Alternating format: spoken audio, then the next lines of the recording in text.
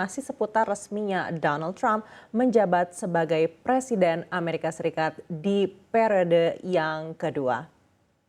Presiden Amerika Serikat Donald Trump telah menandatangani perintah eksekutif untuk menarik Washington dari keanggotaan Organisasi Kesehatan Dunia atau WHO. Langkah ini dilakukan Trump hanya beberapa jam setelah dirinya resmi dilantik sebagai Presiden Amerika Serikat ke-47. Sambil menandatangani dokumen perintah eksekutif itu, Trump mengatakan AS sudah membayar kontribusinya kepada WHO lebih banyak dari China. Trump memang telah lama menyerang WHO, terutama ketika pandemi COVID-19 berlangsung. Saat itu Trump dalam periode pertamanya sebagai Presiden Amerika Serikat. Trump juga saat itu berulang kali mengancam akan mengeluarkan Amerika Serikat dari WHO yang dinilai sudah secara tidak adil menguras uang AS.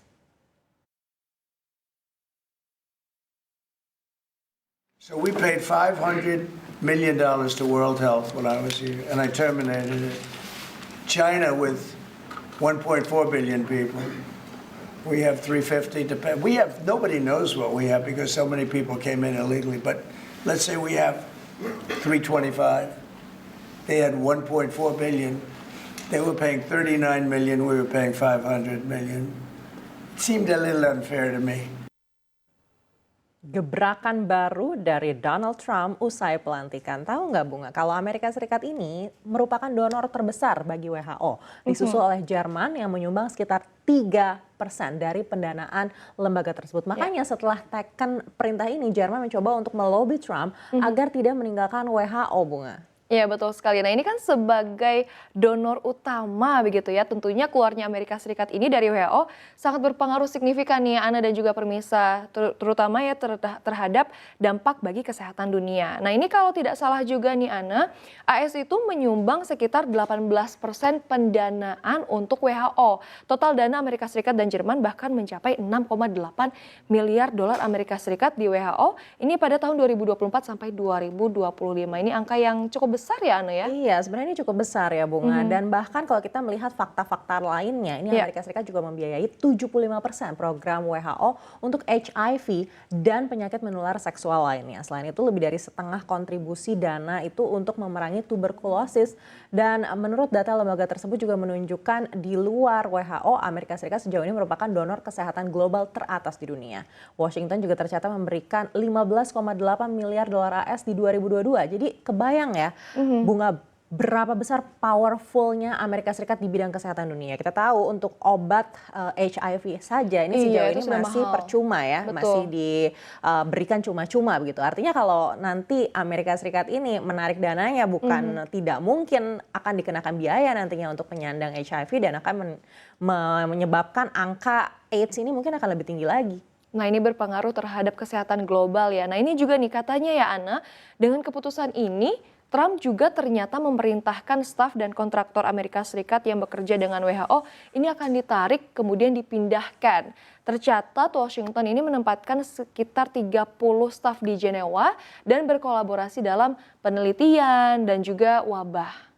Iya, dan selain WHO ya Bunga, sebelumnya Trump ini juga telah menandatangani perintah eksekutif untuk menarik diri dari perjanjian iklim Paris. Jadi nampaknya Trump banyak menarik keluar keterlibatan Amerika di berbagai organisasi dunia ya. Ini jelas ya Bunga, karena dia sendiri sudah memperlihatkan bagaimana akan mendukung energi fosil begitu. Bahkan dia juga sempat bilang drill baby drill. Drill gitu, baby drill. Dia mungkin akan mengurangi lebih banyak lagi kebijakan terkait dengan energi baru terbarukan. Sayang sekali ya Bunga, bye-bye Paris Agreement.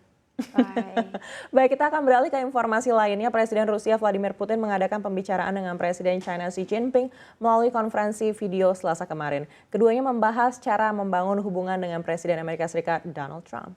Selain itu, Putin dan Xi juga membahas prospek kesepakatan damai untuk mengakhiri perang di Ukraina hingga dukungan kuat Moskow terhadap posisi Beijing terkait Taiwan.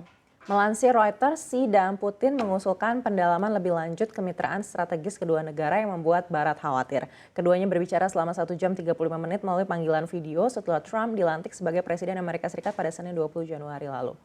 Ajudan Kebijakan Luar Negeri Rusia Kremlin, Yuri Ushakov, mengatakan Putin menginginkan perdamaian jangka panjang di Ukraina, bukan gencatan senjata jangka pendek. Meski demikian, Putin ingin kesepakatan apapun harus mempertimbangkan kepentingan Rusia. Pembicaraan ini merupakan respon atas sikap Trump yang keras terhadap China. Trump juga menyatakan kepada Putin tentang mengakhiri perang di Ukraina.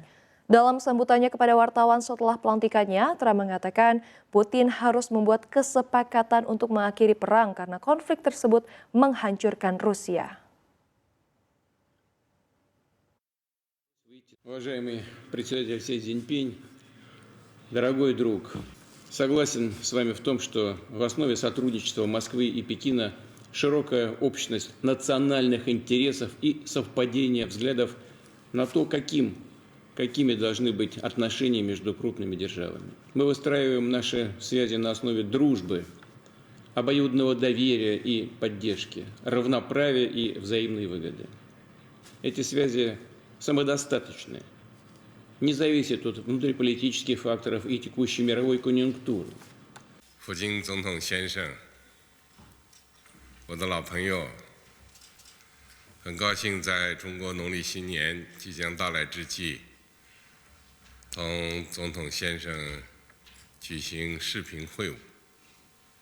岁末年初是盘点收获、谋划新篇的时刻。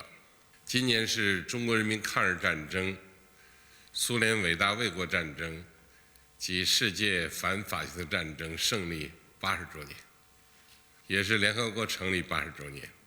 中俄两国要以此为契机，共同捍卫以联合国为核心的国际体系，捍卫用鲜血和生命换来的第2次世界大战胜利成果，维护两国作为联合国创始会员国和安理会常任理事国的制度性权利。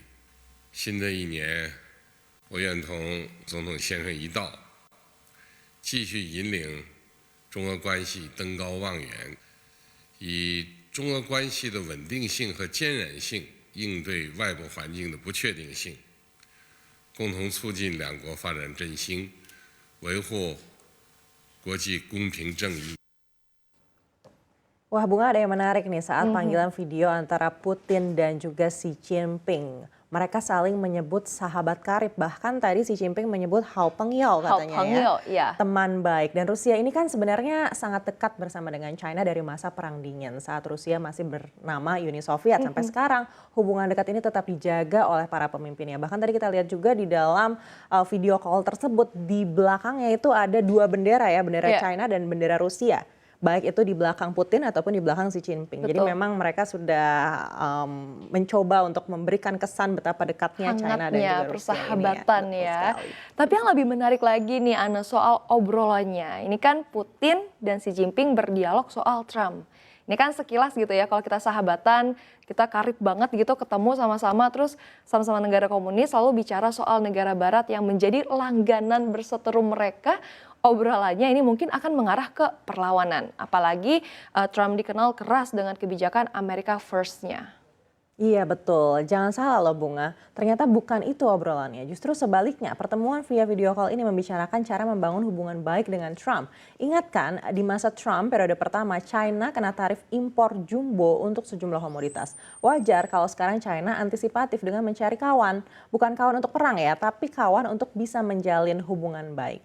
Ya, tapi kalau kayak gitu sejujurnya saya ini masih ragu karena selama ini Amerika saja menganggap China sebagai pesaing terbesarnya dan Rusia sebagai ancaman negara-negara bangsa terbesarnya.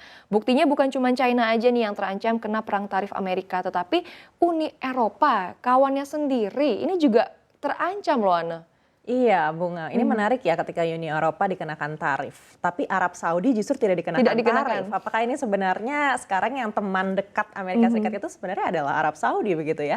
Tapi saya yakin Trump tidak akan gegabah juga untuk bisa membuat kebijakan. Bisa jadi itu hanya gertakan semata saja Bunga. Iya, ya juga ya. Nah, informasi selanjutnya ini terkait Indonesia. Tapi masih terkait dengan Trump juga nih Ana.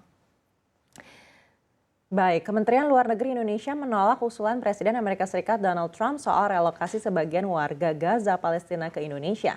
Dalam keterangan resmi, Kemlu RI menyatakan pemerintah Indonesia tidak pernah memperoleh informasi apapun dan dari siapapun terkait rencana relokasi warga Gaza ke Indonesia. Sementara itu, menurut Kemlu, upaya mengurangi penduduk Gaza hanya akan mempertahankan pendudukan ilegal Israel atas wilayah Palestina dan sejalan dengan strategi Israel untuk mengusir orang Palestina dari Gaza. Kemlu pun menyatakan gencatan senjata di Gaza seharusnya menjadi momentum untuk memulai dialog dan negosiasi untuk mewujudkan solusi dua negara. Solusi tersebut diharapkan bisa sesuai dengan hukum internasional dan parameter internasional yang disepakati.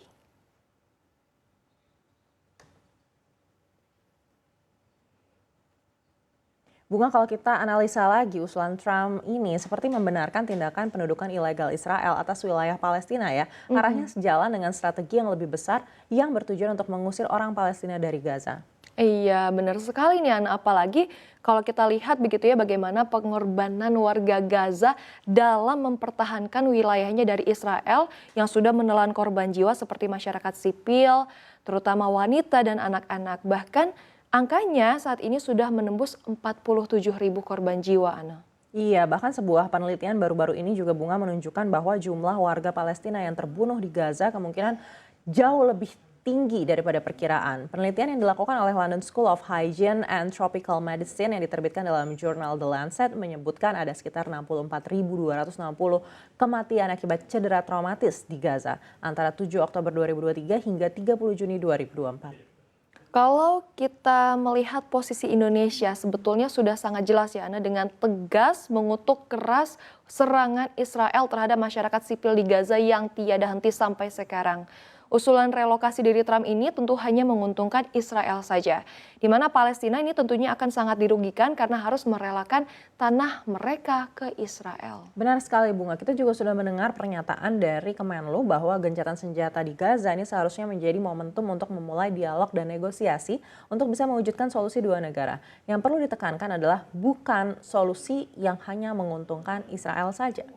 Nah, kalau kita telaah ke belakang nih Ana, bantuan kemanusiaan dan diplomasi Indonesia di forum-forum dunia sudah menjadi wujud solidaritas Indonesia yang konsisten mendukung perjuangan rakyat Palestina. Kita lihat bagaimana solidaritas masyarakat kita yang sangat peduli terhadap Palestina dengan pengiriman bantuan kemanusiaan, bahkan rumah sakit kita itu juga ada di sana, Ana. Iya Bunga, tapi meski begitu masih ada kendala bagi Indonesia untuk bisa membantu Palestina. Karena seperti yang kita ketahui, meski kita sudah cukup vokal membela Palestina di berbagai forum internasional, Indonesia sulit mengambil peran diplomatik yang lebih pragmatis untuk bisa membantu mengatasi situasi di Gaza. Iya betul sekali, bahkan ya sekelas resolusi PBB aja ini masih dianggap angin lalu oleh Israel. Tapi pada intinya nih Ana dan juga pemirsa, bangsa kita Indonesia akan selalu mendukung penuh bangsa Palestina merdeka dari penjajahan Israel.